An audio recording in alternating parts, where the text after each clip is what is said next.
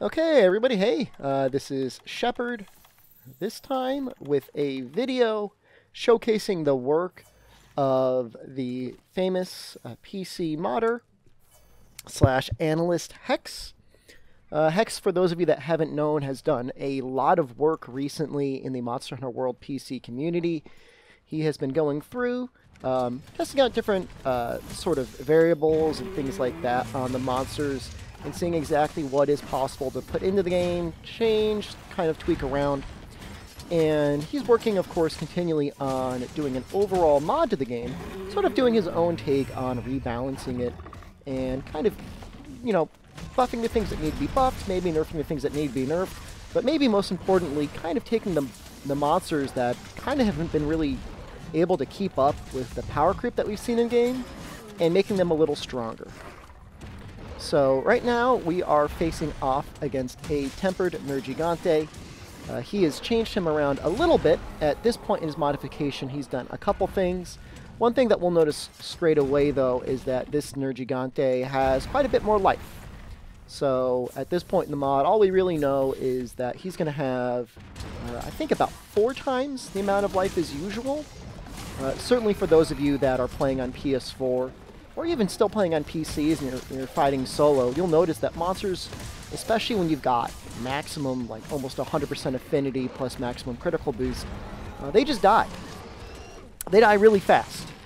So this is his attempt at kind of rebalancing the game just a little bit so that the monsters actually pose a little bit of a fight. And so at this point, he's changed his life. He's actually, even since the point of I've started making this video, figured out also how to change his spine break thresholds. So with a little bit of luck, he's going to be able to find a way to adjust the spine break thresholds, make it a little bit more difficult. As it is right now, you're still able to kind of get a good amount of flinch locks off of Nergigante. Things he's also been able to know, he can adjust motion values for certain attacks. There's some attacks that you just never really see, because they do so little damage. So there's a move for the Lance where you kind of like hop forward and do 3 very, very light points of damage.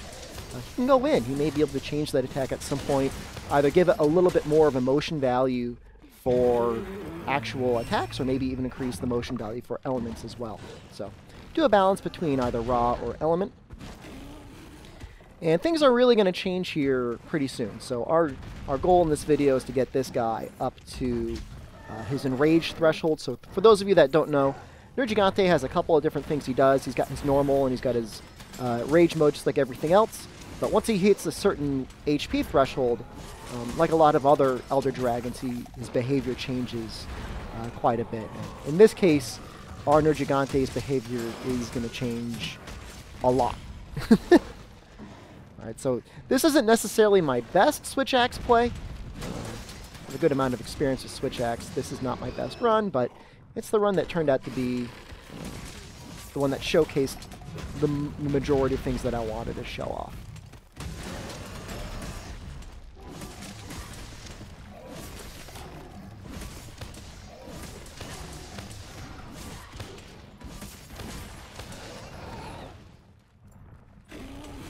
So normally at this point, of course, you know, we're more than, well, almost 4 minutes in. In many cases, Nergigante would be dead. Okay, so we can see now what has been referred to as Ultra Instinct mode has activated on Nergigante. So I want to try and show off something even funnier. When he's in this Instinct mode, I'm going to try and get a write-off, see what that looks like. You can see he's moving so fast now. The only attack he can actually hit me with are his little paw swipes. This is technically Nergigante moving at 200% speed. Now, this does work in multiplayer. The host can host this modified monster, and the other players will see Nergigante moving faster. 200% is a little bit too fast, though, so Hex has decided I think he's going to try and balance him somewhere around 140 to 150%. He thinks will probably be the most network stable. But this is something different that we have not seen other modders do yet. We've seen a lot of modifiers change, you know, HP amounts, change damage, change status resistances. Hex, as far as I know, is the first person that's thought to actually increase the speed of the monster. Now, 200%, if you get caught out by that roar when he's going to do his dive, if you're not at full life in a Blade Master, you will die. If you don't evade it, you are going to get hit. Your entire flinch threshold is such that normally you have just enough time to dive out of the way.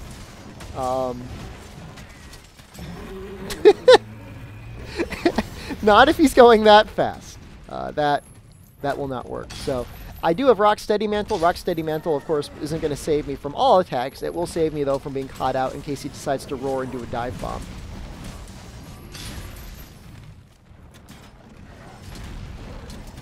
Really changes the way you think about the monster. You actually have to be really careful, especially if you're using a slower weapon. I would feel really bad about using a greatsword other than draw attacks. You would probably get smashed.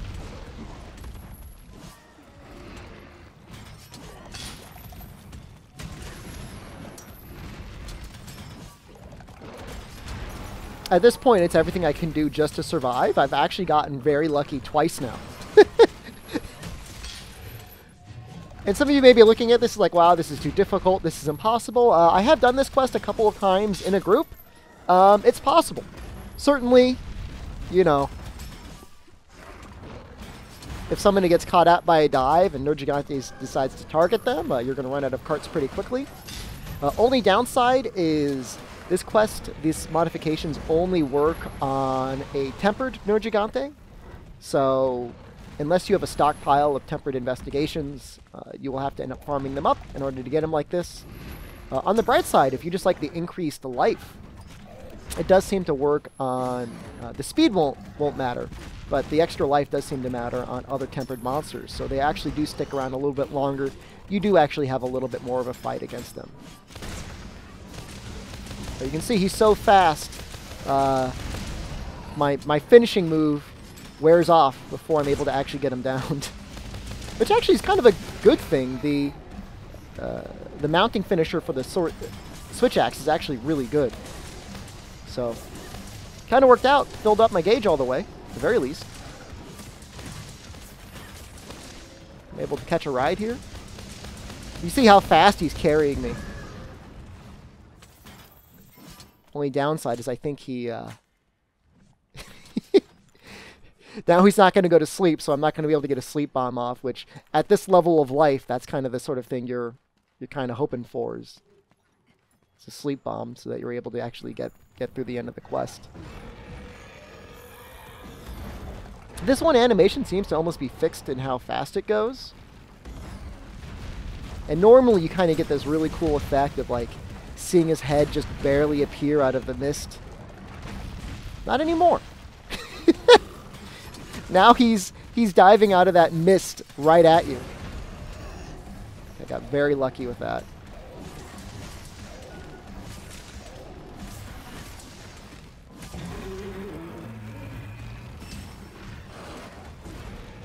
Yeah, if you greed at all. And see, I got lucky. I don't even know how he even targeted that corner and didn't hit me. His hitbox when he's doing his dive attack is actually quite large. Okay. Don't mind that. Might fast forward a little bit. Death is to be expected, though. 200% speed. It's pretty quick.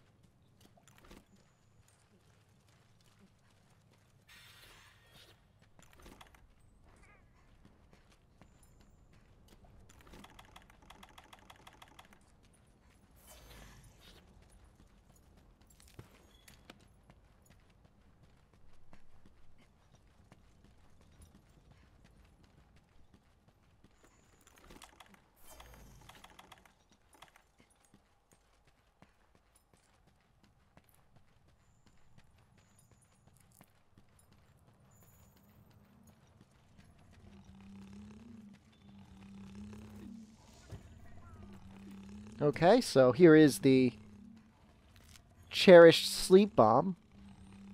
Hopefully this will get him very close to where he needs to be. He's already got all of his black spines, so I'm probably just going to take this hit.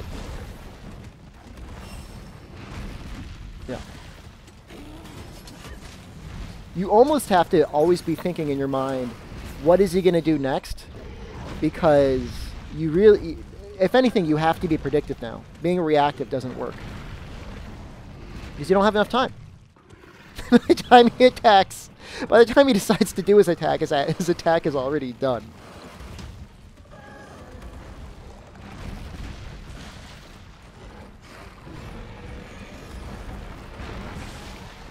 Alright, I got very lucky. I think I had just barely enough iframes as I was standing up that that attack didn't get me. I kind of cheesed this out a little bit. Got my temporal mantle out. Which is the only time you're safe, but even then he could still punch you to death.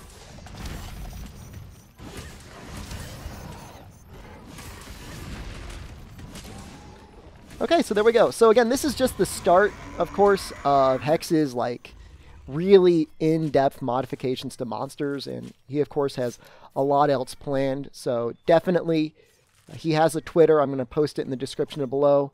Follow him on Twitter. See where he's going with it. I don't know how much he's going to be opening things up to beta testers and things like that, but certainly follow him, encourage him, support him. Kind of getting these endgame modifications on the PC. You know, we don't have all the same content as the consoles, but we're already starting to get like really good, really challenging content from Hex. And I'm excited to see what he does, not only with the monsters, but again, also with the other changes he's putting in the game. So thank him, appreciate him, follow him, like him, do everything possible to encourage him to continue doing this amazing work that he's doing. Okay, so otherwise, until next time, this is Shepard. I do stream on Twitch, twitch.tv/sdshepard. Make sure to check me out there. And until next time, good luck, and have a good hunt.